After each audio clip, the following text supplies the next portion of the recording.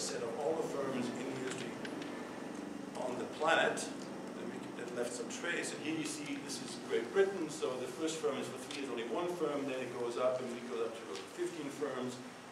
In France, the French, or in the second year, have more firms than the British, and it shoots up to 20, then collapses as a collapse in a number of firms. And then the next is Switzerland has a couple, fewer firms, but here is the United States, starts in the late 1860s and also doesn't have that many firms. And here the big outlier is Germany. As you can see, Germany has a similar entry rate as in France, but it continues to have firms participating in it. Now, these are the number of firms participating in a given amount of time. I'll later show you some exit figures. And this number of firms is proportional to market share? No, this is just counting number of firms. No. I'll go to count the market share in a moment, okay? Now, if you look at global leading firms, now I'm going down to individual firms, you can see before 1867, the British and French firms are dominating this. And then I do after 1886 because there's a shift. Germany does not have any patents before 1871. And I don't have time to go into this today, but basically one of the reasons for my review why there were so many entrants in Germany was in Germany you had free entry because of the lack of patents, and in Britain and France that was not the case. And in fact, the collapse of the French industry had to do with that one firm got a monopoly on one dye and then forced all the other firms out. So if you saw the collapse of the French industry, in part it had to do with differences in patent law. But here you see in Germany the German firms' names which for the first two still exist, Bayer and BASF. They're still chemical companies today. Höchst merged with a French company 10 years ago. But these were, the origin of these big German chemical firms is actually in this industry. And one other thing I wanted to show you is that over time, and I don't know to what extent, whether this applies in biology, over time, the concentration, that the market share of firms within countries goes up everywhere. So you can see in Germany, if you just look at the end, some of global share is Germany, the 3 German firms in the middle column have 20% of the global market share.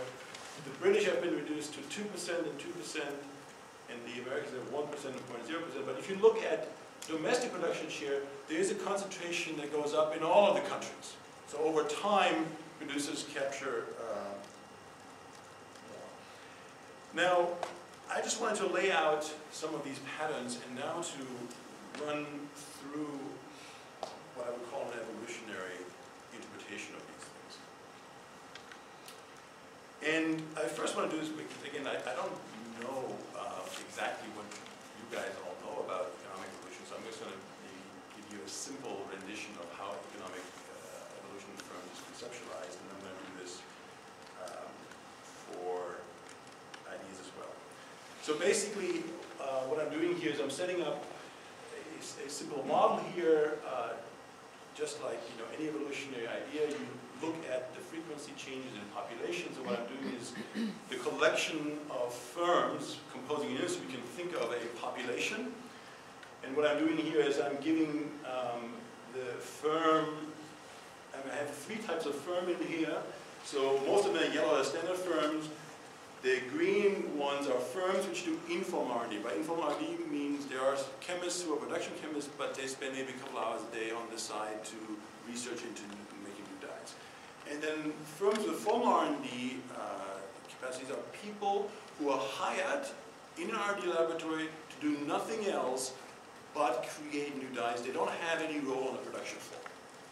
And so what we can do here is we can ask ourselves over time, how does the proportion of firms of different types, standard firms, informal R&D versus formal R&D, how that proportion of firms change over time?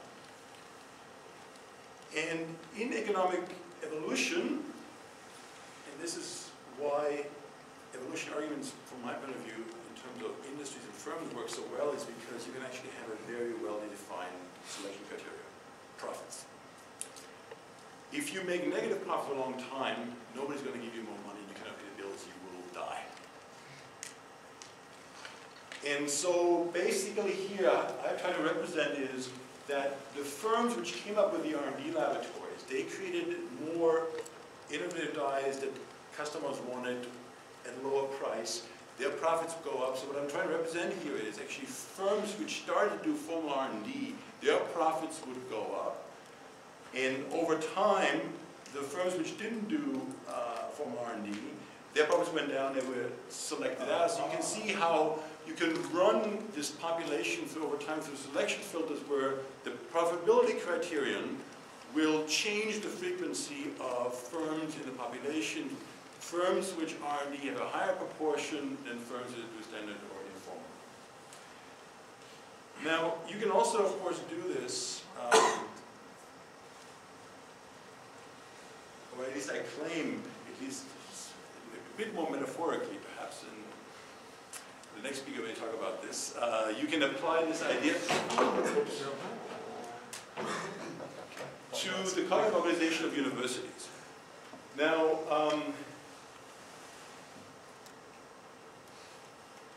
if you go back, or I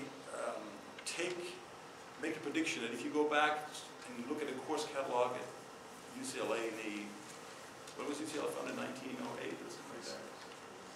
Let's say 1920, and you look at the course catalog of UCLA nowadays, I will predict that there are differences in terms of how many students are in different fields over time, and so you, from my point of view, you can actually think about the cognitive organization of universities as populations of ideas. Here what I've done is, historically, of course, university started out in law, the 1500s. Over time, different fields get added.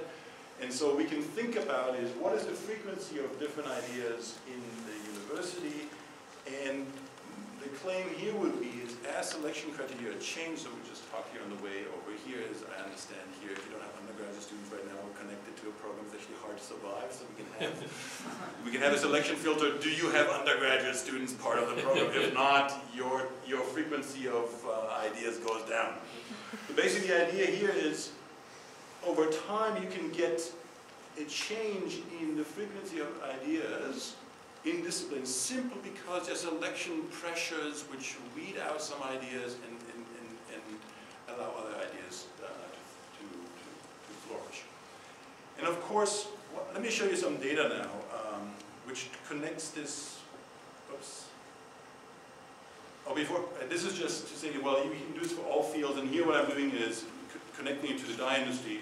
The change in frequency of inorganic chemistry versus organic chemistry, and organic chemistry being really relevant for synthetic dyes. My claim here is that change in the universities was actually connected to what happened in the industry. So there's a co-evolution going on. But here I also want to show you that the frequency of organic chemistry ideas over time becomes a lot stronger because there is selection pressure for organic chemistry between 1860 and 1890, and again, and against inorganic chemistry. Now, here is the important data to interpret what happened in dye industry from an evolutionary lens. I already showed you that there are more firms in Germany. Here what I'm doing is I'm looking at the number of entries, but also the number of failures. And when you then focus on the failure rate, in every country, the failure rate is above 60%, 4%. In fact, if you look at most industries, failure rates are 70%, 80%. If you look at most technologies, these high failure rates are everywhere. And so the industry pattern, if you think back, the German firms became to dominate this. But they came to dominate this on a mountain of failures. They had more experiments, more trials, and if you do more trials, there's also a greater chance of getting lucky. Yeah. Now, what I've also done here is I looked, from an evolution point of view, is how many of the firms over time have R&D departments connected to the firm strategy. As you can see, in 1860, no firm does formal R&D. In 1914, 27% of the German firms do formal R&D, 14% of the French one, 10% of the British one, 0% of the United States firms, and 6% of the Swiss firms. So again, this is other evidence that you can actually apply this idea of change in frequency to the idea of change in population of firms.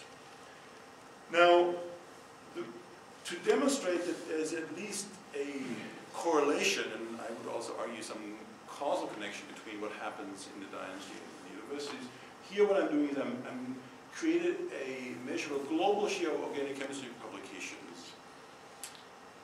And this is hard to do before 1870, so you have to estimate it with the help of the historians. After 1870s, when citation indices come in, you can actually do this quite readily. So remember that, so in 1852, 5 years before the start of the industry, the relative share of Germany and France, as such, France has a higher share. Now, in 1857, the dynasty starts, and then remember that Germany started to dominate this. Now, as you can see, organic chemistry becomes increasingly German, as the dye industry also becomes increasingly German, and the French go down in terms of their share of global publications in organic chemistry. So this is to argue that, in fact, there is quite a strong connection between what happens in the universities and what happens in the academic field. Yeah. Isn't it true that the chemical nomenclature for how you express what a molecule should look like chemically was named by the Germans? Germans became very influential in chemistry starting in the 1820s. Whether or not the nomenclature, that is a question I don't know whether they were. But clearly they were very important. And now you can see in the Americans, start having a bit of a share but are inconsequential.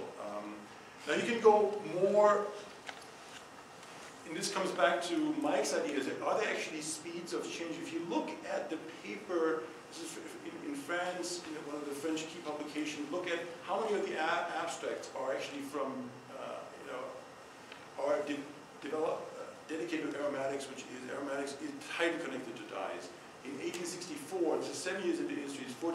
And as the industry takes off, you can see how the number of publications connected to this rapidly shoots up. And then you can also count the German share, and you see how the German share becomes overwhelming. Now,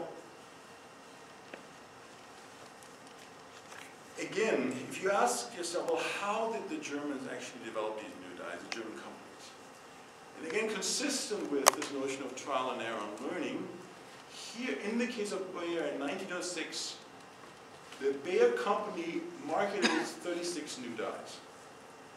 They tested 60 of those, 60 dyes to come up with the 36 to actually introduce in the market.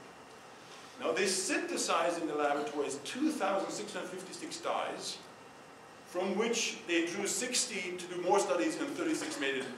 And at the time there were billions of theoretically possible dyes that organic chemists could dream of. So again, this notion of, look, you try out many of those, you test them a little bit for feasibility, and so there's this increasing or a hierarchy of selection filters being applied in order to come up with a technology. Or to connect it to Mike's point, the iPad, if you read the Steve Jobs biography which was published, Steve Jobs had the idea for an iPad type of device in the late 1970s, early 80s. But it took a long time actually for the technology to be there to actually do this. There were a lot of trials in the background before we actually have an iPad which then radiates out into the hands of millions of people. So I think I'm doing pretty good for my time, right? So here are a couple of conclusions which I want to draw, and I want to open up time for some questions. Coming back to the theme, and I didn't show you a lot of the evidence for this, but basically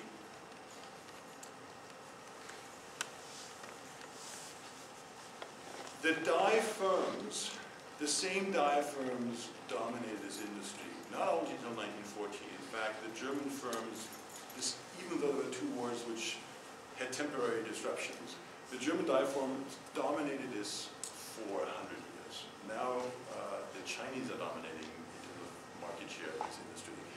And why? Because here's an example of where once you build up competencies, you have to build on existing competencies in order to make the new round of innovation. Now there are many examples where it's exactly the opposite. You may have heard of Clay Christensen's work, The Innovator's Advantage, right? Where the newcomers in disk drives, every single generation of disk drives was dominated by a new firm.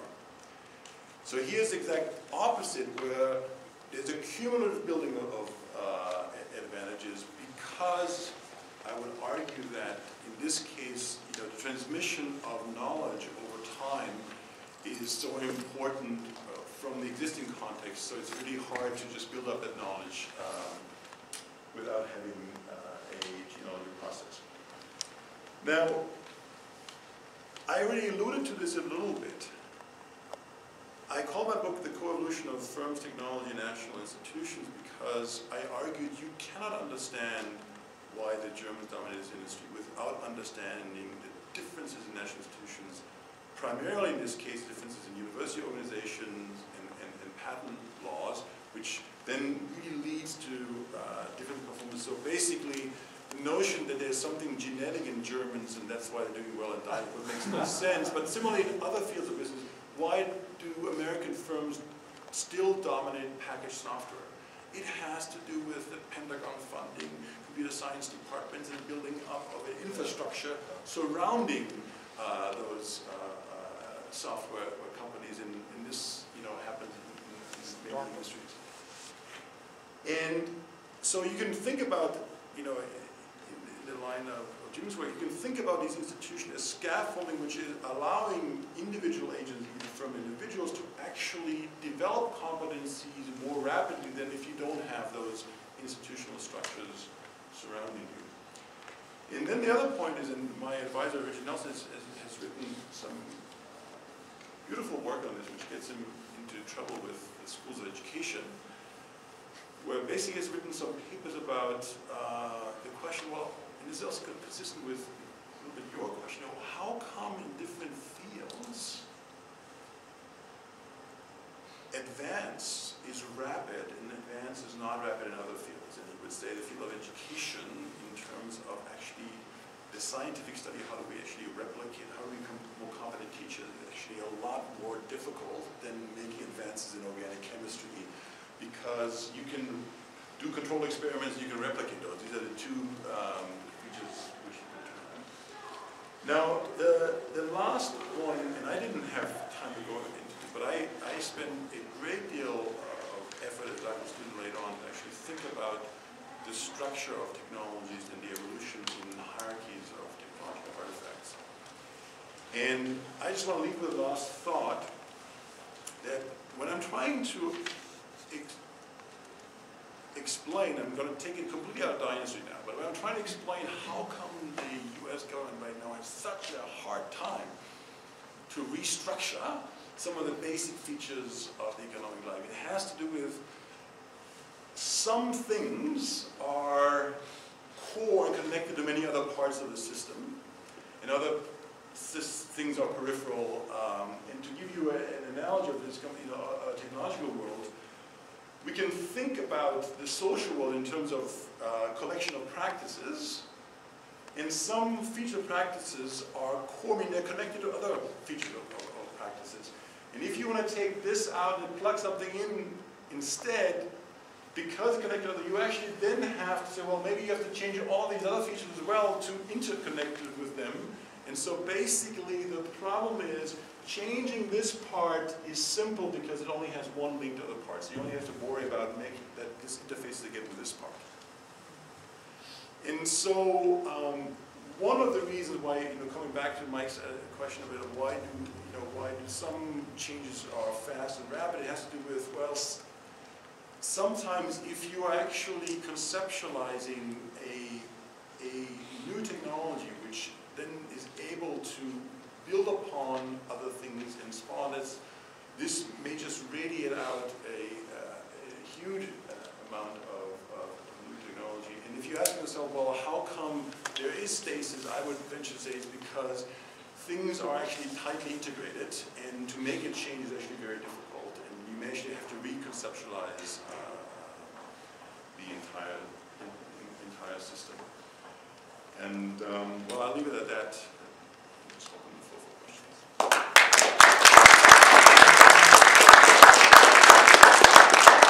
Why don't we take some time to ask questions now for either Peter or Mike, and then we have some coffee.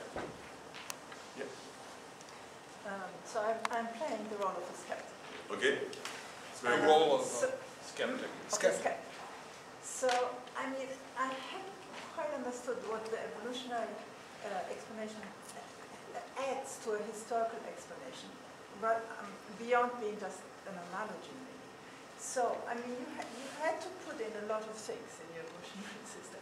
You had to put in the decision, for instance, to invest into education in university, you know, the story about the German universities, building up the laboratories, you know, and then chemical firms, setting up research laboratories, and so on and so on. So these are not evolutionary processes. These are historical processes, I would say. Or I mean, my question is, how does a historical explanation differ from an evolutionary one?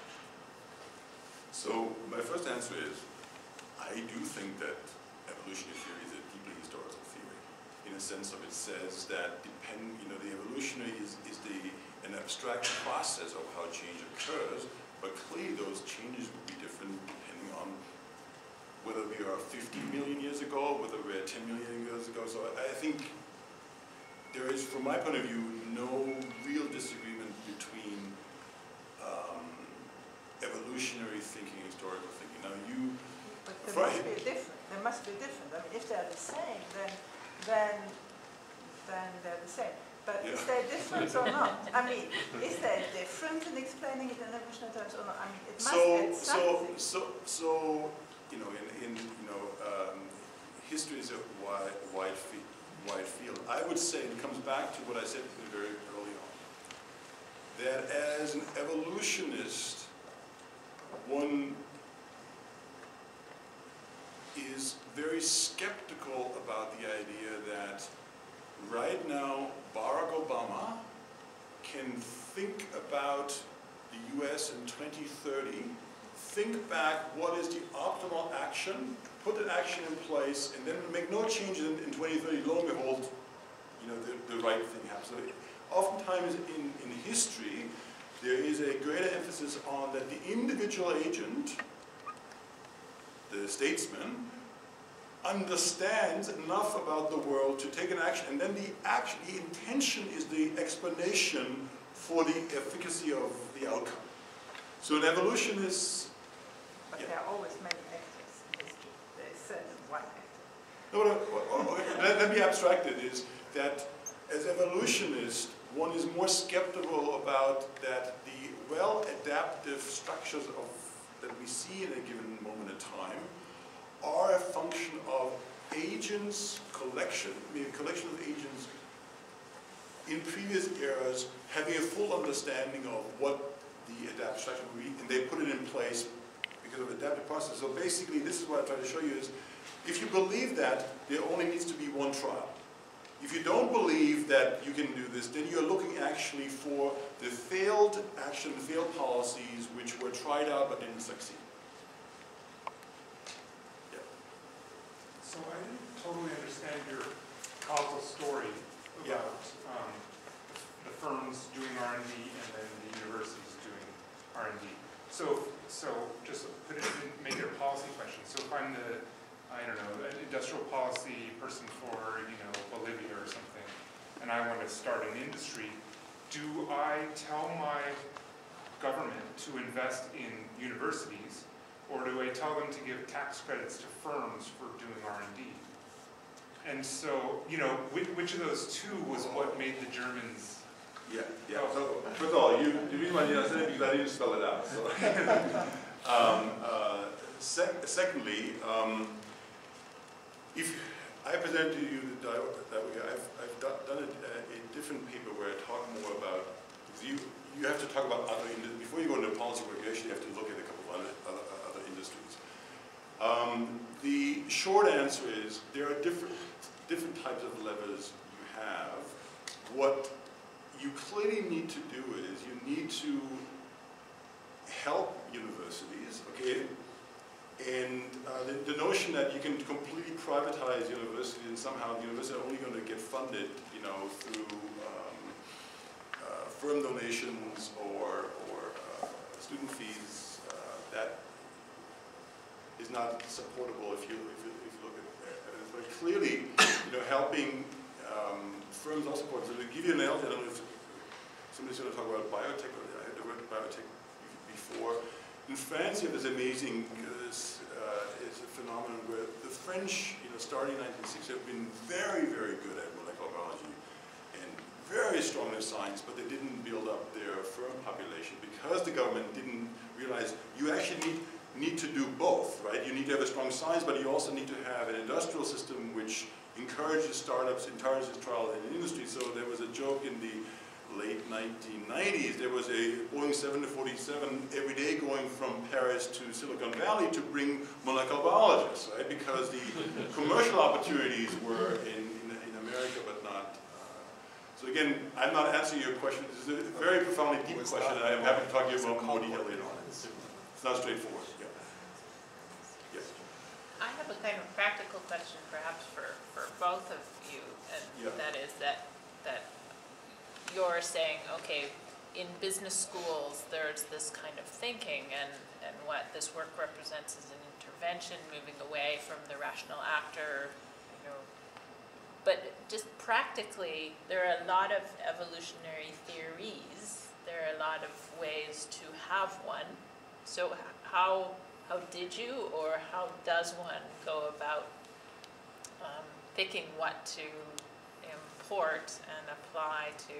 And in the reverse case, if you're a specialist who is embedded in the discipline of evolutionary biology, and you think, look, nobody's looked at this in relation to technology and technological change, like how practically do you move?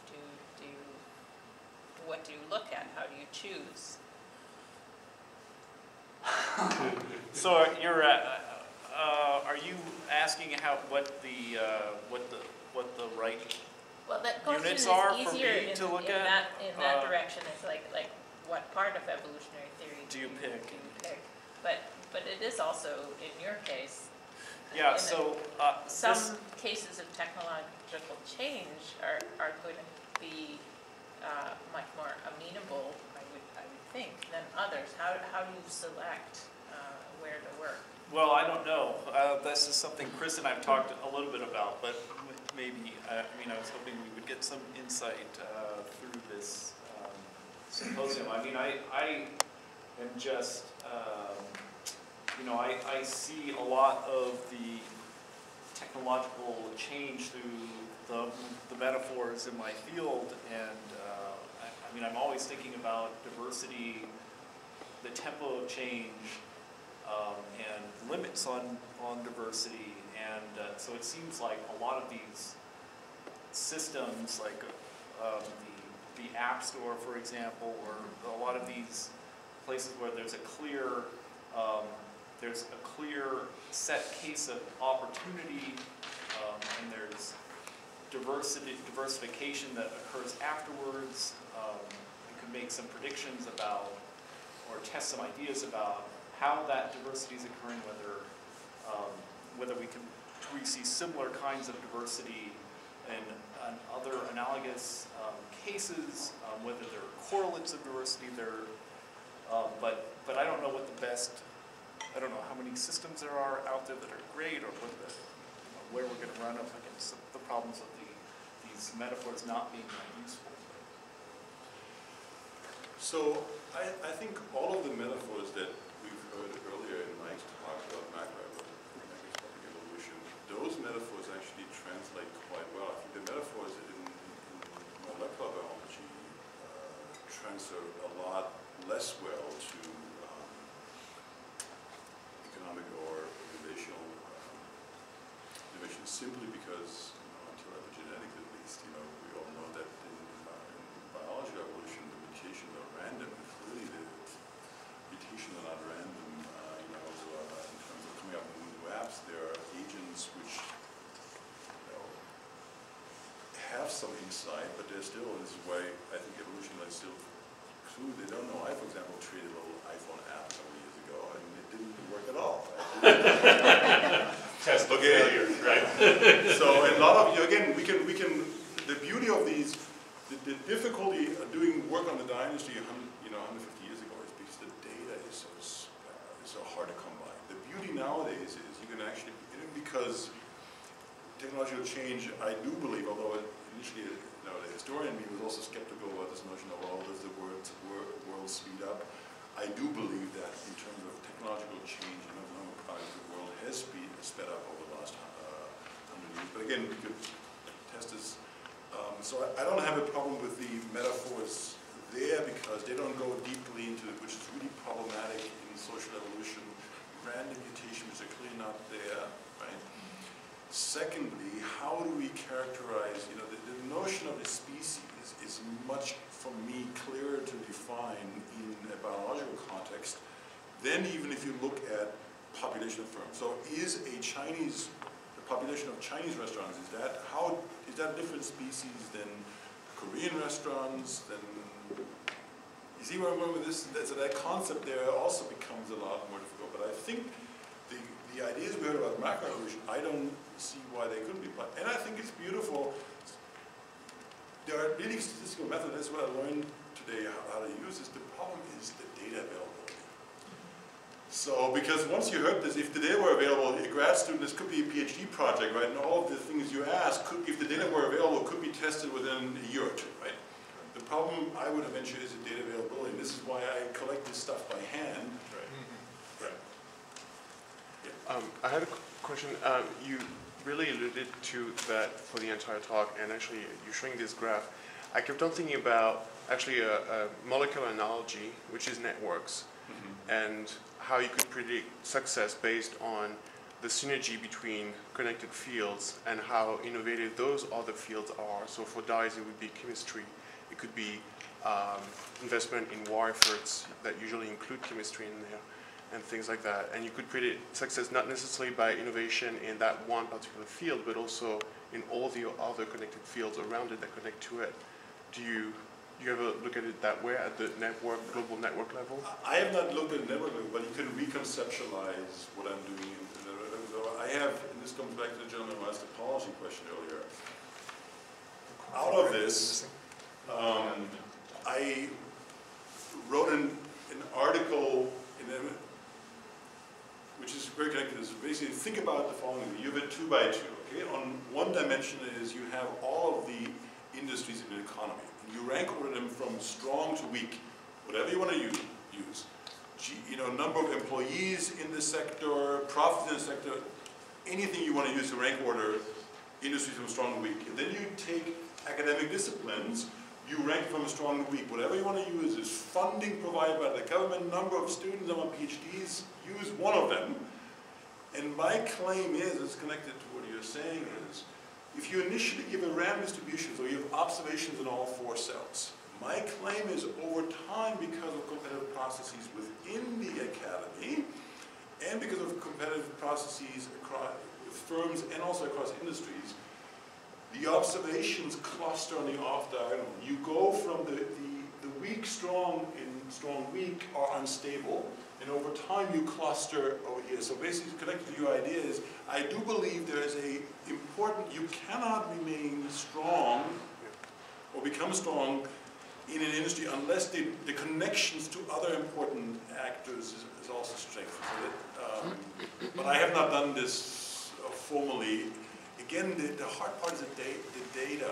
You can model this theoretically, but to get the actual data is really difficult. We should maybe move to a coffee break so that people can get up and walk around. There's coffee and cookies out on the balcony, and so there's a few out there. You can get a fresh air, and then we'll start again in about 5-10 minutes. Hopefully.